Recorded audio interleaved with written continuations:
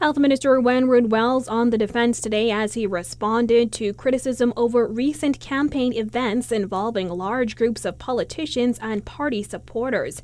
Even though the country remains under a state of emergency and social gatherings are prohibited on New Providence, the health minister suggested that as long as campaigners are observing the health protocols, there shouldn't be an issue. I campaign, I observe the protocols, I wear my mask, a lot of the women want to hug, the men want to shake hands, and you need to be able to dap. And so, from the standpoint of just campaigning, it isn't the activity that's the issue.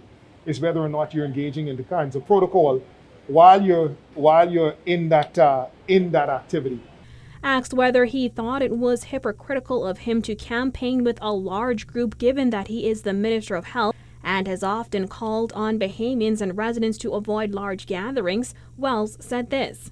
I said I campaign. I didn't say I campaign with more than.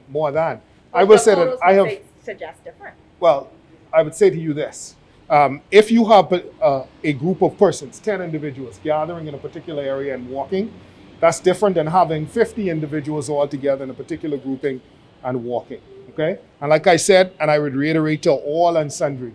The health protocols are there. They're there to be observed, and we ought to observe them. Both the Free National Movement and Progressive Liberal Party were out in large numbers over the weekend, drawing criticism from some members of the public. When asked to respond to Bahamians who may question the number of people participating in the walkabout, Prime Minister Dr. Hubert Minnis, who was campaigning in Centerville, said every individual is wearing their mask. Wells also responded to concerns that the political season could cause a third wave of COVID-19 infections. When it comes to entering a third wave, there is the possibility of that.